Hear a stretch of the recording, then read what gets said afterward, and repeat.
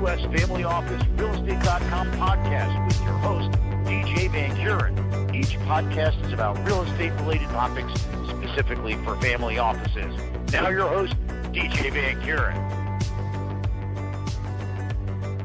Thank you for tuning in to the podcast today for U.S. Family Office Real Estate, which is now the Family Office Real Estate Institute. Today we have a person I've been looking very, very much forward to get on the podcast today. It's Angelo Rublos with the Family Office Association. It's an association that I've been a part of for a number of years with not only my current family that I work for, but also with a past family. And one thing that I always mention is not only are the events excellent and you're able to meet a lot of great other single family offices, but the amount of information, and not just information but quality information on different aspects of the family office industry and what family office can benefit from is just absolutely tremendous, and that alone is worth the price of admission. So, Angelo, thank you so much for being here today. Like I said, I've been looking forward to it. And why don't you tell us a little bit more about the association, how it started, and what your objective is? Thank you, DJ. It's a pleasure to be on, and thank you so much for your very kind words. Great to be on the show, as I noted. I had a chance to create Family Office Association 10 years ago. So we're actually now at our 10-year anniversary. I guess that means sometime later in the year I'll probably have to have a 10-year anniversary party. Yay. Sounds like a lot of fun. So I felt there was an opportunity, going back to 2008, especially in my backyard in Greater Greenwich and kind of the New York area, for an organization that was dedicated to incredibly successful families and their single-family offices, and I wanted to build it based on research, on content, on kind of a creative bent to the single-family office community, and really high-quality programming. Initially, our programming was very investing-centric, and we got very fortunate. People like John Paulson, Mike Milken, Ray Dalio, Steve Cohen, and many other prominent figures were among my earlier speakers. But as we've grown, not only regionally, but around the country, around the world, and expanded, really being focused on best practices within a single-family office, we're simply far more diverse than we used to be back in the early days. Well, I'll tell you, like I had mentioned, the information that you have available is just tremendous, and it just continues to improve, more and more. And I didn't realize it was 10 years ago, but that just shows your foresight and being ahead of the curve. And it looks like we've got, we're just at the beginning phases in many regards for the industry and the growth of the industry. So, yes. Angelo, we talk specifically usually about real estate and, family offices, and so that they can learn from, as you said, best practices and whatnot. But I think that it goes a little bit deeper, or we can go a little bit deeper with your knowledge and understanding. And so, as you work with single-family offices all over the country, and you said some, internationally, how would you say that the typical family office goes about its investing? Would you say that there's a structured strategy, or that they feel it out and then eventually come up with a plan, or it's just sort of feeling it out in general? How would you describe, the typical investing for a single-family office? Simple question, but incredibly loaded. I'm going to repeat a phrase that is probably overused, but one single-family office, that means one, because they're all so right. different, and that's kind of what makes them very, very unique. So some are a little bit, we kind of make it up as we go. We're a little bit more tactical upon experiences that either the family principal who created the SFO has in investing, or what their goals are, or sometimes the person that's hired and their experiences. It would be a little simplistic to say initially tactical, but should morph into strategic. However, that is phrase that I actually also use a lot. But if I really had to drill it down and just simplify it, I would say most family offices follow kind of the endowment model. They choose investment policy statement, asset allocation, and then they look for best-in-breed managers, whether simply long only, whether hedge fund, private equity, venture capital, real estate, and they look to manage, quote-unquote, the investors. Other family offices are more direct investing family offices, and lately, probably the majority are technically a combination of both, but I would say the endowment model still is the one that is more common. One is not better than the other. It depends on the goals of the family, on the experiences of the investment team and the staff, and, what their goals are. They're already rich, or they wouldn't have a single family office. So are they in the grow richer business? Are they in the stay rich business? How many family members are being served? Does wealth need to be recreated? Are you factoring in inflation and taxes? So there's so many, the risk tolerance of the family, there's so many moving parts there. It's a very, very difficult question to answer. But again, if I had to really simplify it, some are going to follow more of the endowment model, and others are going to be more direct investing centric. Now, you've made you made a comment that they'll manage the managers basically and look into different areas.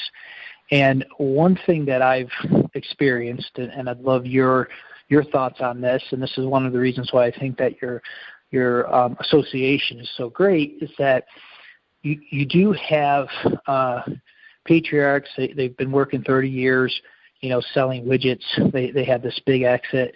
And now it's a matter of, okay, I do need to invest, but yet they don't have a thorough understanding of necessarily what they're looking for or how to analyze whether it's deal. And quite honestly, it seems like even a manager in the different investment categories, not because they don't have the intelligence or obviously, or the capability. It's just that it's new to them, right? Or they don't have the resources that's available to do some of this. Have you heard that at all, or has that been part of any discussions that you've noted in the past? Well, yes. I mean, if a family is new to their wealth and creating a single family office and they want to kind of have their hand involved in investing, depending on what type of business they came from. If it's real estate, they may feel very comfortable investing in real estate using their Rolodex and their connections. If they made their money in a certain kind of manufacturing, they may look to invest in private companies that are somewhat along the line of what they believe they have experiences in, they have confidence in, they have knowledge, and they have a level of, again, a Rolodex and connectivity. Now, again, a lot of times they'll hire a true professional that may build out an investment policy statement and asset allocation, work with the family strategically. Again, the family is already rich. They probably need to be careful to remain rich. So areas pertaining to hedging, diversity. Now, sometimes those are bad ways to grow wealth. To grow wealth, you probably want to be very, very concentrated, although there's a level of risk with that. But again, these guys and gals already hit the grand slam, and good for them. So they should be more concerned about preserving wealth, specifically if they have a big family, if it's going to be generational. There may come a time when wealth may need to be more recreated, if that's the right word I'm looking for. But initially, at the kind of the phase that you're noting, I would want to get, have a little bit more of an institutional approach and not be so haphazard, not really have a plan. And again, that goes back to, are you tactical, just executing at the moment, or do you have a real strategy and are strategic? Right. Yeah, the one number that I find fascinating is the average return for a family office portfolio is 6%. And I was at a conference a couple weeks back on a panel, and I brought that number up, and one of the panel members, which was with a very wealthy family from Mexico, he confirmed it. He's like, yeah, we actually did 7% last year. And then I was talking with another family, and this was just last week, over coffee, and we were chatting, and he obviously looks for opportunities to have higher returns. And then when he told me what his return last year was, which was about 7%, it just confirmed once again that, yes, that's what those numbers are. And I think it comes back to what you said about, the wealth preservation and wanting to hold on to it, which leads to the next question, is that you deal with families that have multiple generations, correct? So yes. What do you see a difference in the attitude between the first generation and the second generation in regards to its thoughts on investing? There could be. And again, going back to, all single-family offices are going to be different. But sometimes you can make some generalities. Usually the first generation, if they created the wealth, they tend to be a little bit more Machiavellian, a little bit more entrepreneurial, a little bit more willing to roll the dice. And the second generation will usually end up being more conservative. Now, in a positive direction, they're usually going to be very well educated, they're going to be very smart, and they're probably correct in making the assumption of, we're in a fortunate position here, let's not lose what we have. Let's institutionalize this. Let's become more diverse. Yeah, we know that becoming more diverse is not going to be good for concentrating and growing wealth at higher numbers. But again, if they have hundreds of millions to billions, especially in the second generation, they're probably still relatively a smaller family unit.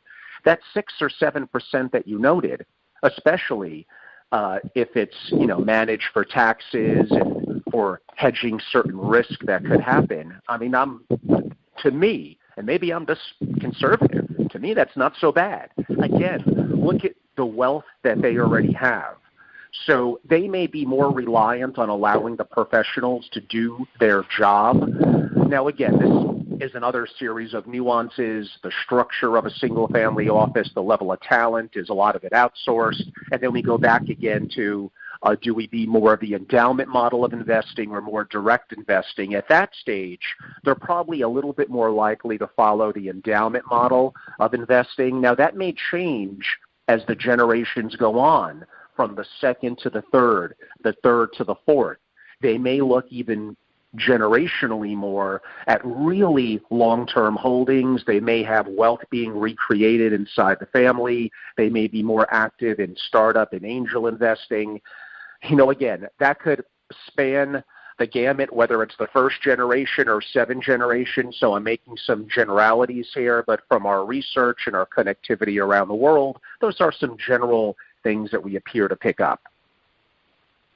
Now, what about the generation, today's generation, the millennials, right? Sure. It seems to me that, and that could be down the line from a generation perspective, but there definitely seems to be a different take on investing than the first gen.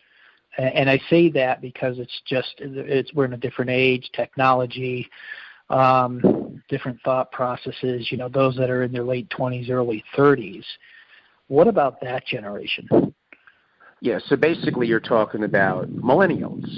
So, technically, if they're a highly successful early entrepreneur, they could be a millennial that had an incredible exit, and they are first generation. But usually you're going to be more accurate, and probably more so than so-called second generations in the past. The millennials now appear to be interesting. Again, often very well educated, having a more globalized view of the world. And you're correct. I mean, probably what you're hinting at are many of them also going to be concerned with the impact of their investments, aka impact investing, socially responsible, areas pertaining to technologies and startups. going to be more interested in blockchain and cryptocurrencies, going to maybe want to kick the tire on cannabis where perhaps their parents wouldn't. So again, we're making some generalities here, and sometimes that could be completely untrue. But again, following research and knowing hundreds to thousands of these kind of families, there definitely is truth to those comments. Again, highly educated, quote-unquote open-minded, a little bit more global in their perspective, and concerned about the impact that around the world and for their children or their heirs to come. So there's many positive things here that we could take from this. I'm not saying those things are bad things. Those are positive. So they, then it comes down to, are they willing to give up some level of a return for their beliefs? And the answer is many of them are, but you could also argue in today's world with impact investing, they could perhaps have their cake and eat it too. They could be impactful, relatively socially aware, and doing positive things, but also, quote unquote, getting a good return or a good enough return relative to their risk profile, their diversity, and in terms of what they're doing.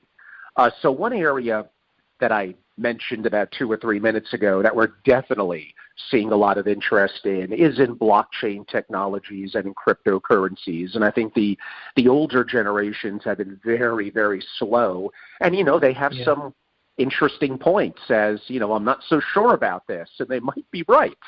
But I think it's hard to argue that blockchain is going to be very intriguing and change many things for a long time to come. And certainly Bitcoin and Ripple and Ethereum and some of the others, I guess I'm brushing up on this too. And we've been covering it more and more and will at Family Office Association because of a demand that we're seeing from, the younger family members, the next generation, if you want to call it that. Right. Well, one of the things that I wonder in relation to for real estate, and this is something that I'm going to personally take on to understand more, is where could cryptocurrency play a role in real estate, right? Is it something that could potentially, actually happen, or is it something that would, not most likely enter that space? And as things evolve, that'll get clearer and clearer. But it's definitely, there's definitely cases made for cryptocurrency on a large macro basis, and of course you've got the people that can try to make a case that that it's not going to really, it's going to be just a flash in the pan, type of deal. So I think as things progress, that's going to get obviously more and more clear. So, Andrew, we're going to take a quick break here. And then we're going to come back, and I want to start talking about as well as some, trends that you're seeing in the family office space in relation to investing. I think you probably already brought up one of those. But let's take a quick break, and then we'll be right back.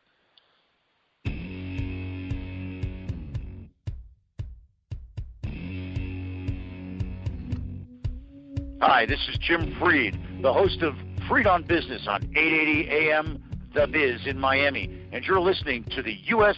Family Office Realestate.com podcast. The podcast provides you real estate information designed specifically for family offices. Make sure you check out USFamilyOfficeRealestate.com for educational information for family offices, including white papers, fact sheets, videos, and podcasts. You'll also find information on specific markets and assets, real estate cycles, tax-efficient real estate investing ideas, and much, much more. That's USFamilyOfficeRealestate.com. Information for family offices by a family office.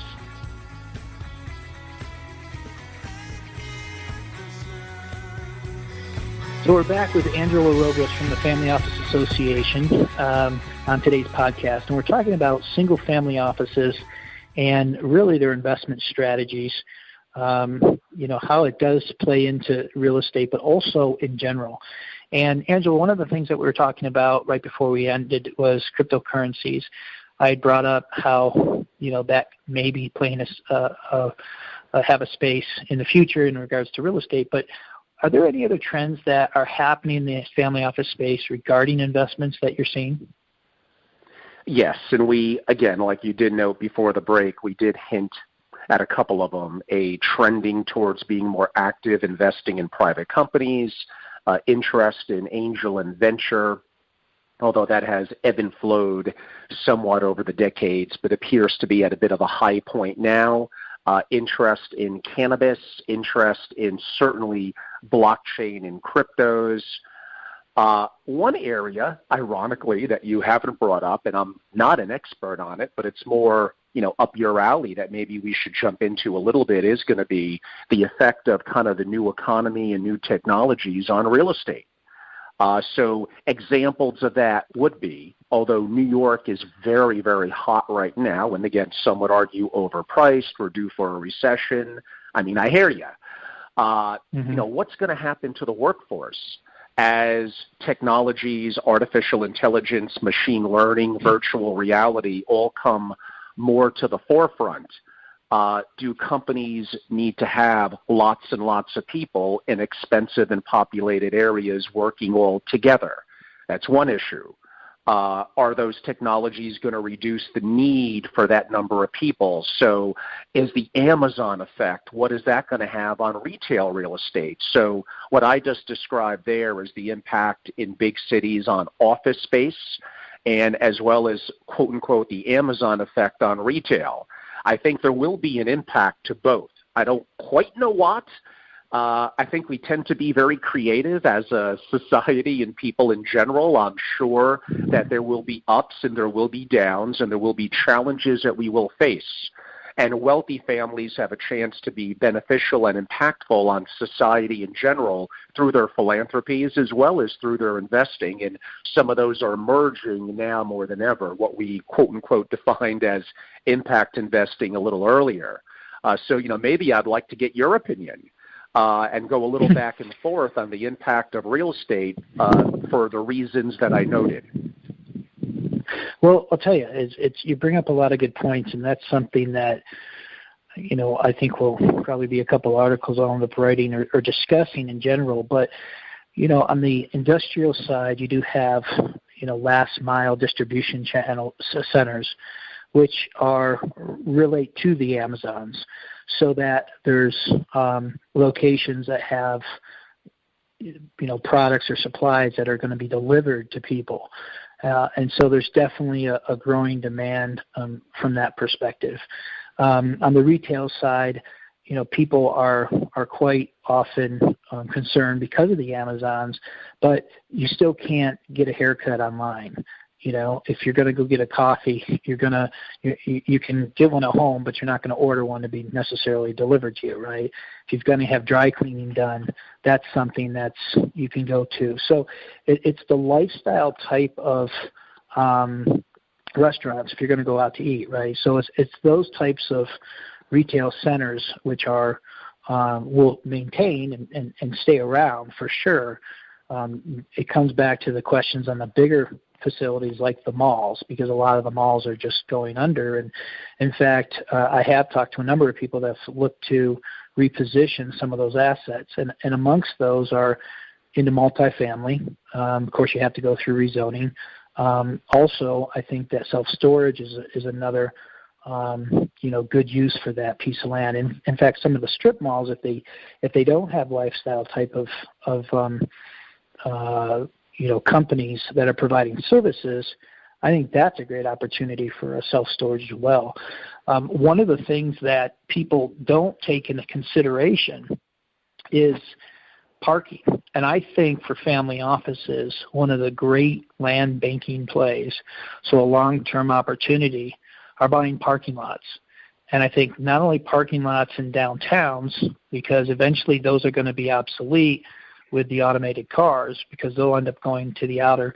Now the cars can go out to the outskirts and park, and they don't have to be necessarily in the city.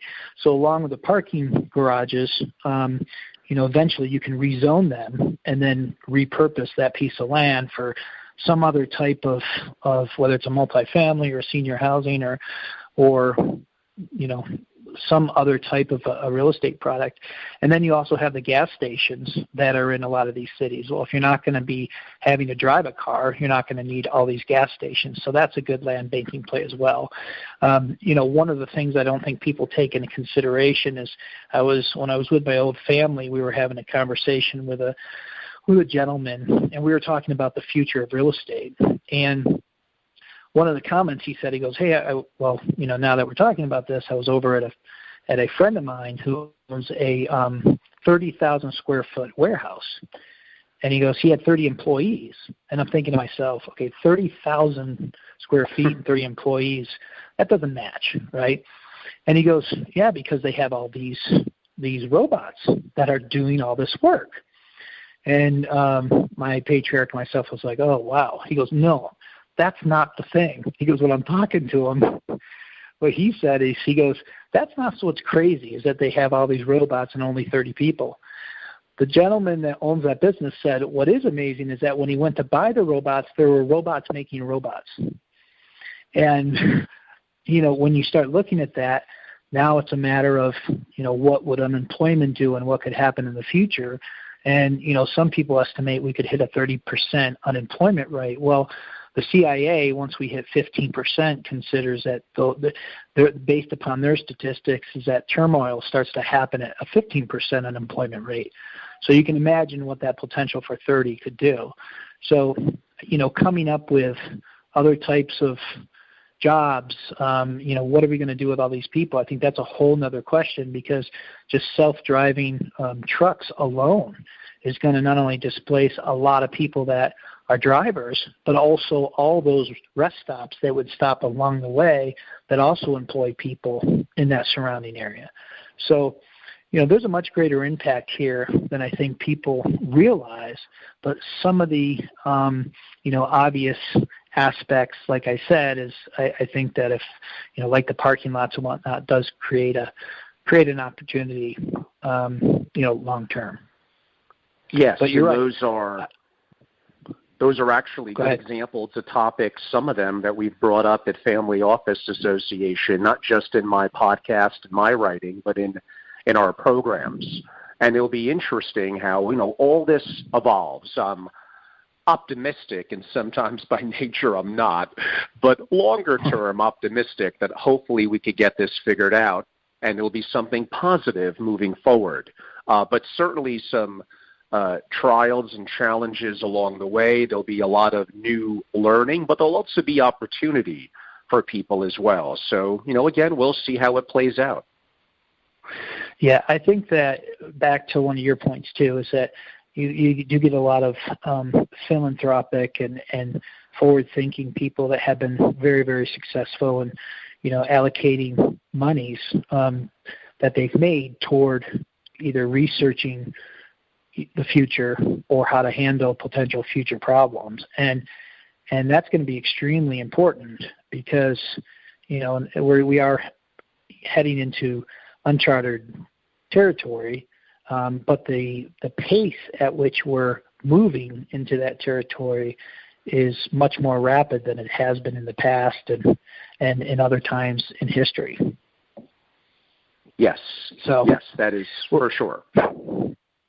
So, well, Angelo, I want to thank you very much for today. I think we were able to go over a bunch of really good topics. One thing, though, that I would like you to do is to provide contact information for yourself. Also, I understand that you now have the Family Office Institute, and so I would love to hear a little bit about that, and then how people can, find out more information about your association. Well, thank you, DJ, and certainly it's been a tremendous pleasure and honor for me to be on your podcast. I've known you for a number of years, very thoughtful, insightful, and, again, a great pleasure. Again, everyone, I'm Angelo Rublos. I'm founder and chairman of Family Office Association in Greenwich, Connecticut, and very simply a global membership organization dedicated to single-family offices, very, very active on research and on hosting our private programs for members around the country and to some degree around the world, and looking to expand that. Besides FamilyOfficeAssociation.com, My name has its own website, AngeloRobles.com. My podcast is Effective Family Office. You could look it up on iTunes. And my book, which covers some of the topics that we brought up today, came out a couple of months ago, is titled actually after the podcast, or vice versa, Effective Family Office, Best Practices and Beyond. That would be the subtitle. So the main title is Effective Family Office, and certainly easily to look up on Amazon. Pretty active on social media. Those of you that may want to jump into my Instagram, my YouTube, LinkedIn, Twitter, etc. So it's a new world, a new paradigm in terms of reaching new audiences. We're certainly very excited about it. And yes, we are doing a lot of things besides the things I noted, things internally like the Institute with me and one or two other thought leaders in terms of our thoughts and pontifications about things, kind of the future for families and family offices and trying to keep ahead of the curve. And, in your very insightful podcast and your questions, some of them came up today. So these are all things that we're very interested in. Well, great. Well, as I had mentioned before, Angelo, I mean, you're when I talk to other families, one of the first things I ask them, because they'll ask me, they know I go to a lot of conferences or speak at conferences, and I've gotten to know quite many people in the family office space, and they ask me, where do you suggest, what conferences and what associations, and if they're a single family, the first one I say is the Family Office Association. And as I said, I mean, the not only the events are fantastic, you've got other events that are a little bit more, smaller, which are absolutely fantastic as well. But what I tell families too, I said, look, the cost of admission is worth the information that you can get alone from what you provide with all your white papers and insights. You really didn't go much into some of the videos that you produce, which are fantastic. And now you've got, your book, like you said, in the podcast, and that just keeps going, and the information keeps going, and your commitment to the space is fantastic, and is I would say one of the reasons why we've seen the growth and will continue to have the growth in the space. So, Angelo, thank you so much for being on the podcast today. This is the Family Office Real Estate Institute, and for more information, please do go to FamilyOfficeAssociation.com to learn more about the association, and then also you can go to our website, currently usfamilyofficerealestate.com. And Angelo, thank you so much for being on today's podcast, and we look forward to talking to you again soon. Thank you. It's very kind. I enjoyed it. Thank you so much, DJ, and look forward to seeing you soon. Thank you.